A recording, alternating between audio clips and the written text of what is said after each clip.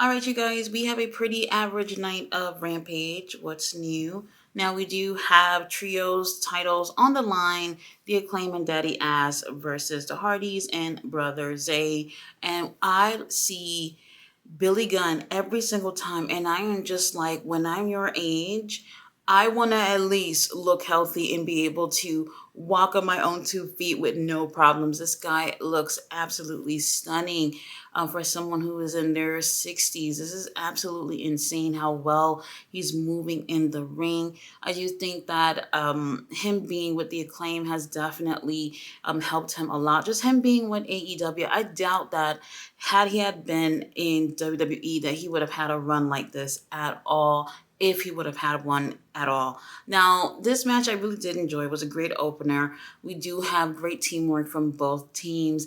Now, Brother Zay fits in really well with the Hardys, so I did enjoy that.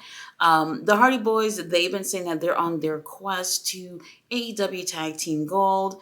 I do hope that happens at some point. I've been a little worried about them these past few matches that they've been having because they've been pretty much on a losing streak. However, even though they lost this match and obviously weren't going to end up getting the trios titles, I do think they look really strong here, and I'm feeling a little hopeful about them at least having one run with the AEW tag titles. Great opener. The Acclaim obviously retains. Now, they did say during this match that the winner of this match will be having a match on the pre-show against a TMDK.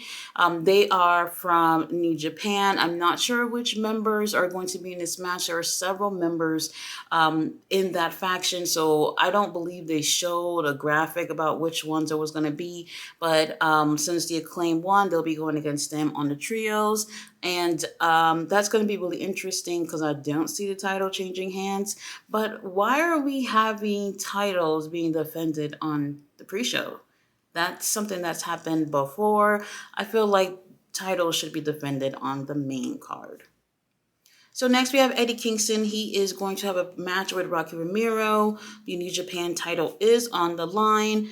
Now, it's very interesting that, he has no issues with Rocky. They're cool or whatever, nothing but respect between the both of them.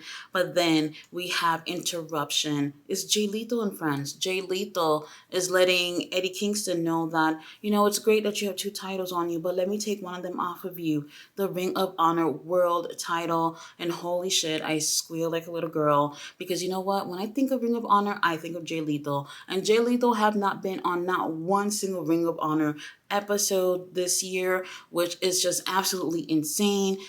Ever since Jay Lethal had signed with AEW, I have been expecting huge things from him, and all they've done is kind of keep him at a mid-card level with Jeff Jarrett and them, and I don't feel like we've seen anything so memorable from Jay since he's been with AEW. The only thing I can really think of is that match he had with Mark Briscoe as a tribute to Jay, but other than that, nothing has really been memorable, so if we get to see Jay Lethal going in a little feud with Eddie Kingston for the Ring of Honor title, I am all in for it.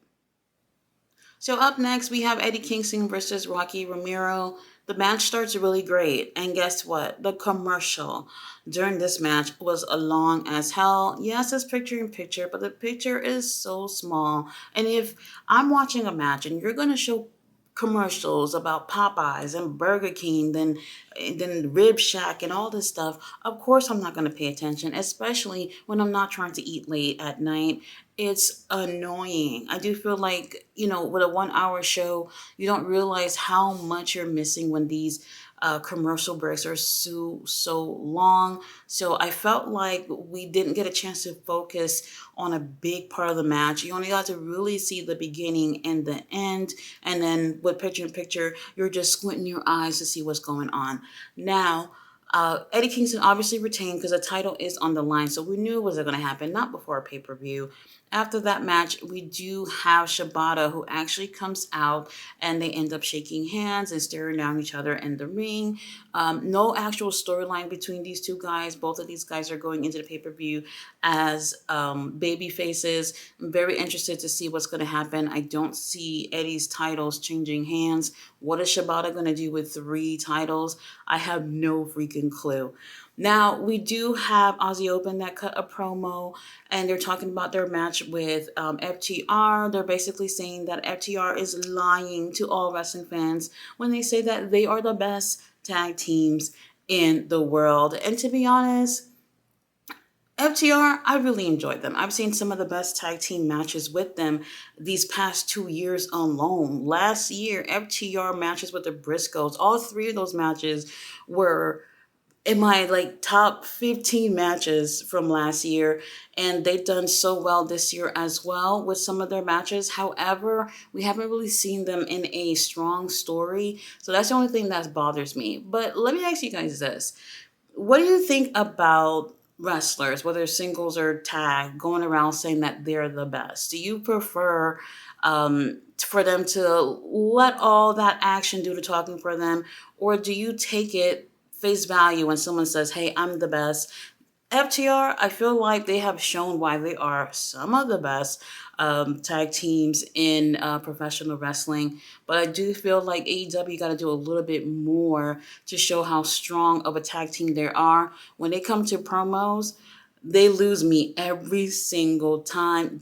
When Dax get that microphone, I don't even want to hear it. He just start rambling, and it's just the same old bullshit every time.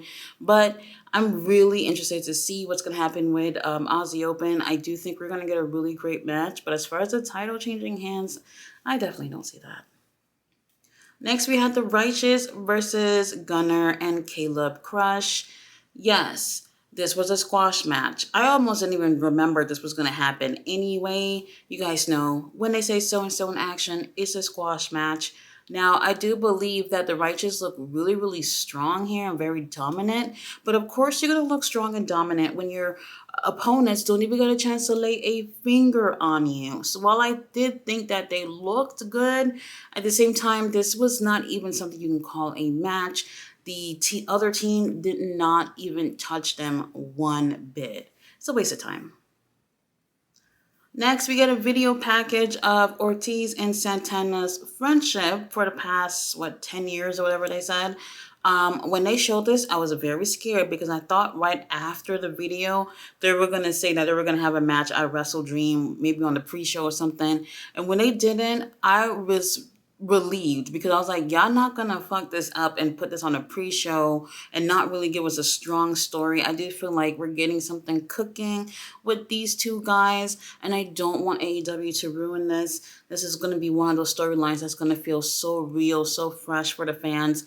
They can't drop the ball on this. Now, we also do get a chance to hear from Zack Sabre Jr. Finally, he he references how Brian Danielson is supposed to be one of the best in the world, one of the best technical wrestlers, which he is. And then he says, you know what, you're supposed to be having this retirement tour. It's supposed to be your last year wrestling. He says after him, it will be his last match wrestling. I think this is going to be a very good match. Oh, I know it's going to be match of the night. I just hope nobody gets injured. As you can see, we got quite a few people injured in AEW. All right, you guys, main event time. Ruby Soho versus Hikaru Shida. Thank you, Tony Khan, for putting the ladies in the main event. This was another match that fell victim to the commercial break. And I do think that they were doing really great. And they had great chemistry together. And I felt right off the bat that Hikaru Shida was going to take the win. Now, we don't have Saraya ringside. We don't have Tony Storm coming in and causing a ruckus or whatever. So what ends up happening is a typical cliche. The ref got knocked the fuck out, and all of a sudden he needs to be hospitalized situation going on. And when that happens, we do have Ruby Soho, who hits a destination unknown to Hikaru Shida, and she goes for the pin, but the referee is laid out somewhere, and the audience is counting to like damn near 10, and nothing ends up happening. Ruby takes the kendo stick to go attack Hikaru Shida with it. However, Hikaru Shida takes it and attacks Ruby with it, hits her in the head one good time with that shit. And referee still laid out. She hits her with a katana, gets on top of her for the pin, and the crowd is counting. And then out of the blue, here comes Aubrey Edwards coming to the rescue to be the ref of the match. Now, she doesn't end up winning right there and then. Another minute or so goes on to this match, and Hikaru Shida ends up taking the win with a katana. I'm not surprised.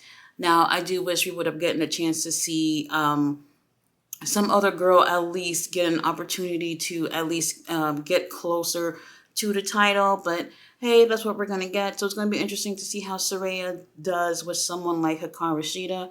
Hikaru Shida is not going to be playing games with her in that match.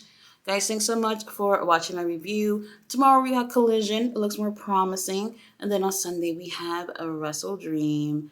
See you then.